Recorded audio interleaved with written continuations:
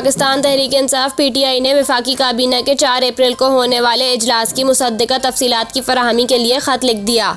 PTI रहनुमा फारूक हबीब की जानिब से खत सेक्रेटरी काबीना डिवीजन को लिखा गया है, जिसमें कहा गया है कि 4 अप्रैल के वफाकी काबीना के इजलास के एजेंडे, कार्रवाई और फैसलों की तफसीलात दी जाएं।